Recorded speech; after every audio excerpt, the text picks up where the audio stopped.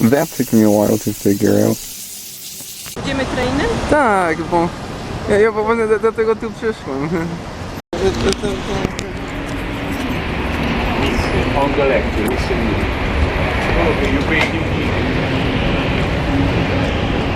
number 164. Go to there. Okay, so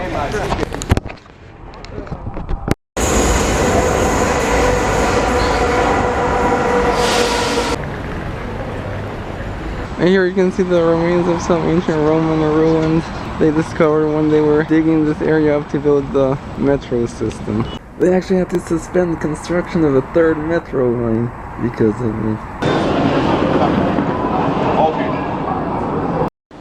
And this is neat. How many train stations in the world are there that contain ancient ruins? These were actually unearthed during the construction of the station, and they sort of had to build around them.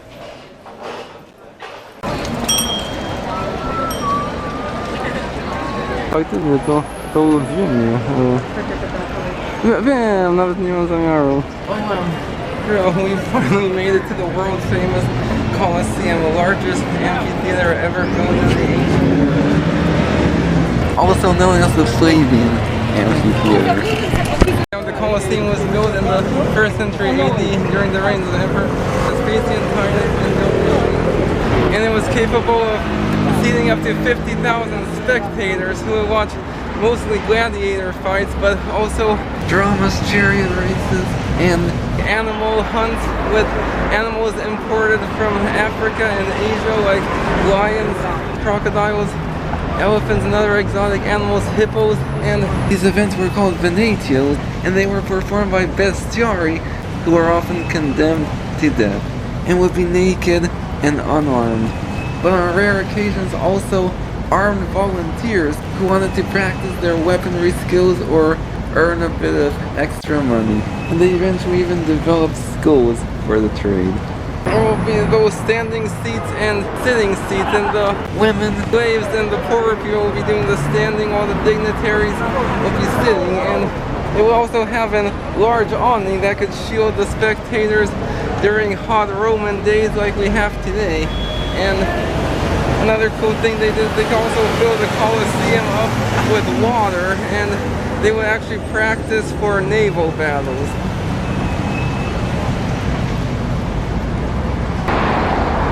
To całkiem inaczej wygląda niż w telewizji.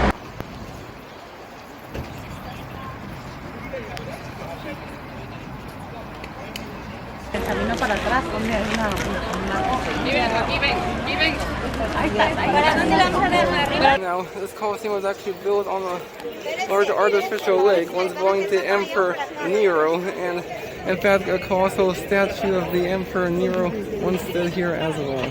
Now, as far as gladiators go, it's a tradition that first originated with the Etruscan culture, and the majority of gladiators were slaves, convicted criminals, or POWs trying to win their freedom. Though later on men, and on extremely rare occasions women, started doing it as a profession. And despite what you see in Hollywood, gladiators were much beloved by the general public and were a great source of income, so they would very rarely fight to the death. And each gladiator would have his own specialty. The most common, of course, being sword and shield, but there were also gladiators who fought on horseback, chariots, ships, blindfolded, with knives, with their fists, nets, lassos, and bows and arrows.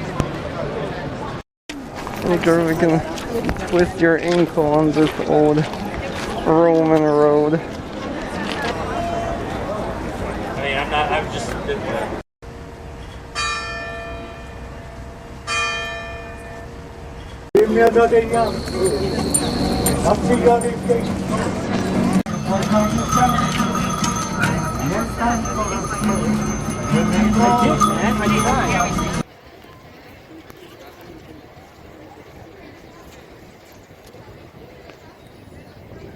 Behind me are the remains of the Roman Forum. This is where the hub of life would have been in ancient Rome. We're talking temples, markets, squares, and political meetings.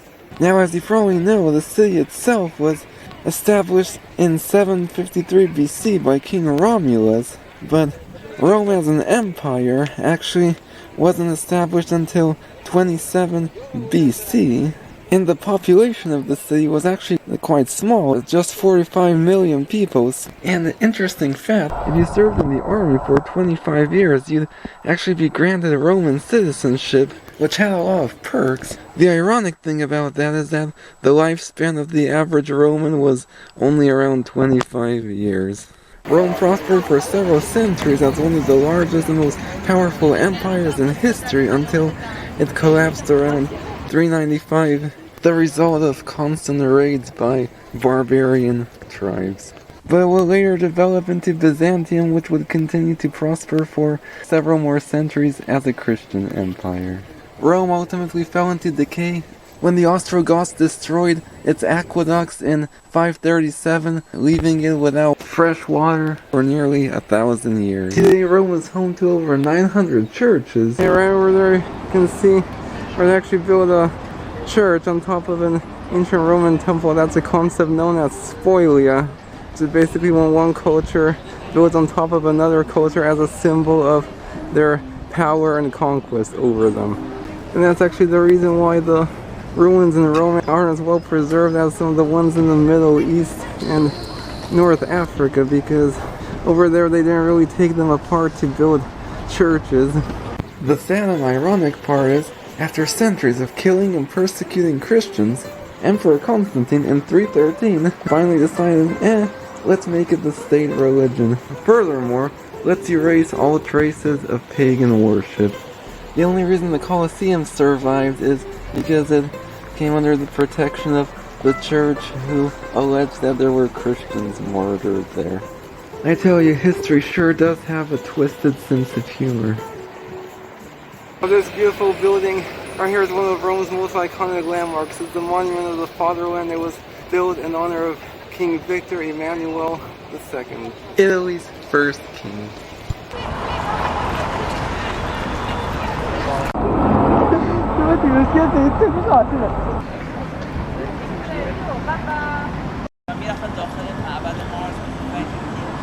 To trochę dbają lepiej niż w Turcji. Może o terminy. Zobacz, durność tego.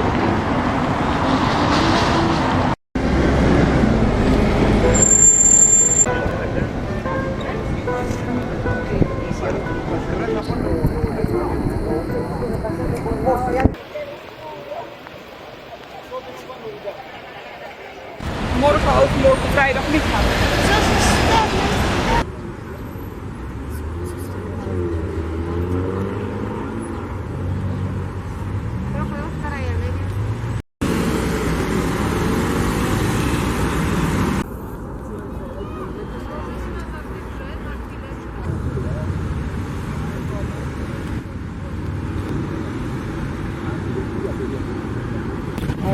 Behind are the ruins of the Circus Maximus, which was active from the 6th century BC to the 6th century AD. It was mainly used for chariot races, but also the religious games, venetios, and gladiator fights.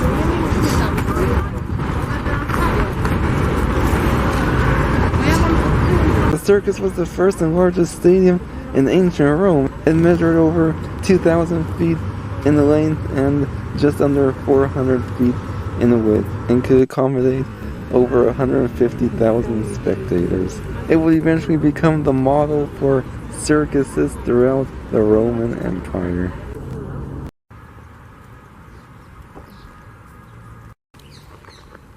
Oh wow, check this out. We're at the ruins of the Baths of Caracalla. They were built in the 3rd century AD and are the second largest baths in Rome.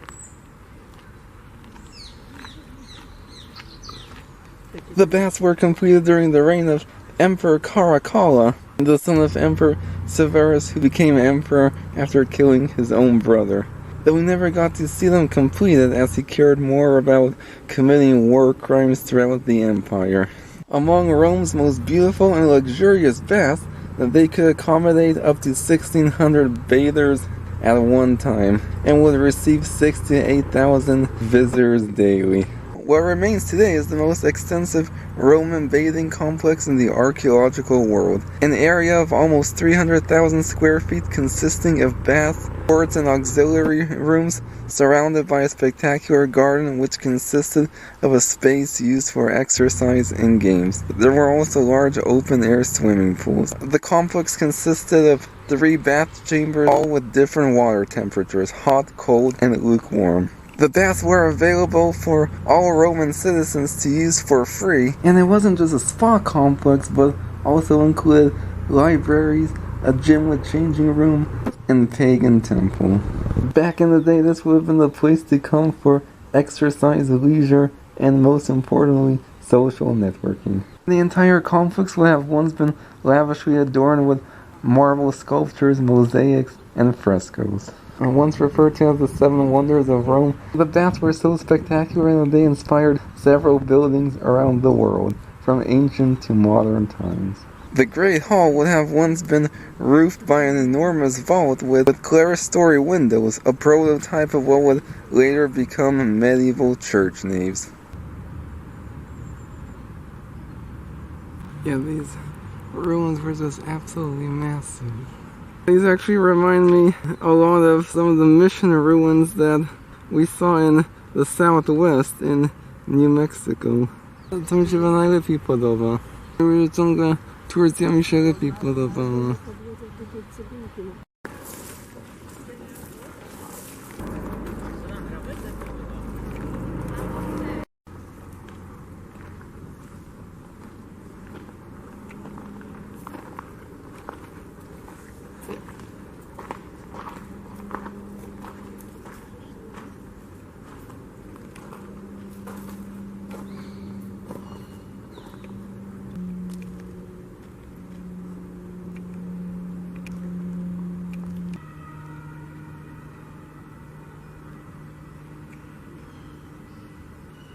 We've inadvertently saved the best in Rome for last.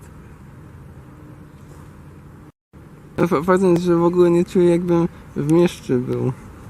Ja właśnie takie wolę. Jeszcze takie tanie? Mówię, nawet jak nie zdążyli, to ten sam dzień zwiedzić to Colosseum, nawet nie wiedziałem, że to takie wielkie.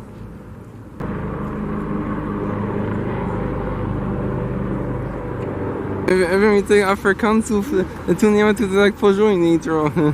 Dobrze, że tu przyjechali, tu warto było.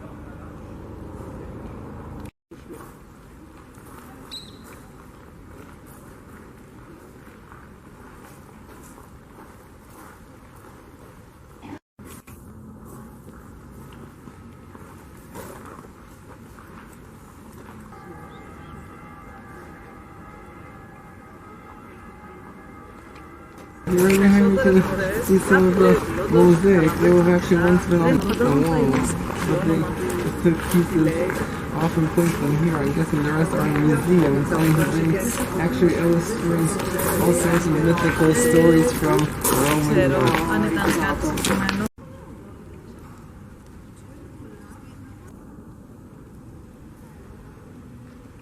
In the mid-4th century, the baths became a water supply center for Christian pilgrims. And after the Ostrogoths laid siege to the city of Rome in 537, the baths were ultimately abandoned, though were subsequently used as a Christian burial ground.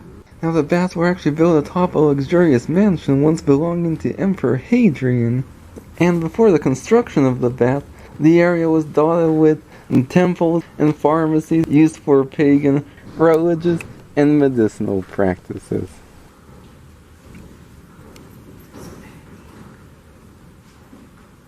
In this room behind you can see some frescoes that were actually painted before the domes this here.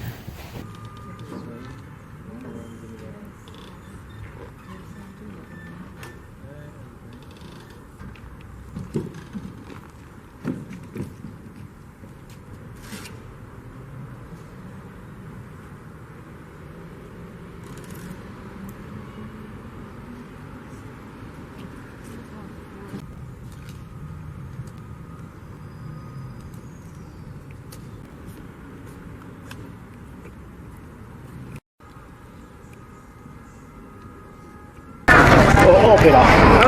Opera with really? at the time with the Pavarotti, with the, really? the big Up one there? in Caracalla. It's a fantastic place in the night. With the Lights. From the first in Caracalla, there is all the world here. Yeah, people from USA, from Brazil, from France, all with the jacket. Wow, it's incredible how massive these baths were. I always thought that Roman baths were these small, humble spaces, but as you can see, that's not the case. Look how massive these walls and archways are, and here you can get a good idea of what the gardens would have looked like back in the day, as well with these hedges, these beautiful stone pines, umbrella or parasol pines, and Italian cypress.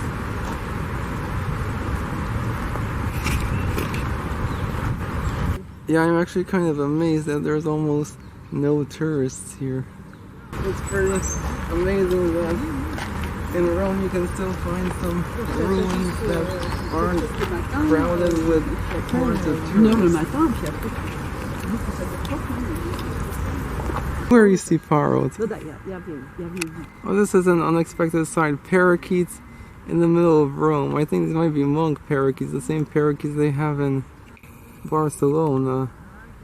And we're probably from South America. Finally some wildlife, some proper wildlife. Koleżanka moja się zdziwi, jakiej pokaże, że papugi we Włochach.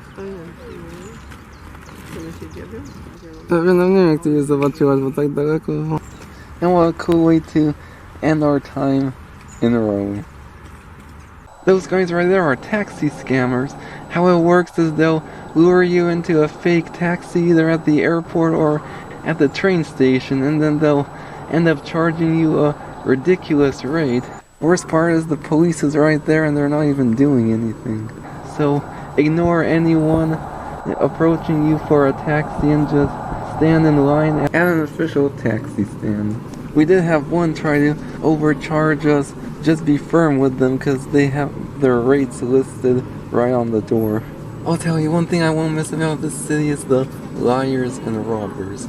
Let's put it this way, there's a lot of stuff that the travel shows don't show you, and I'll be glad to get out of this city for a few days.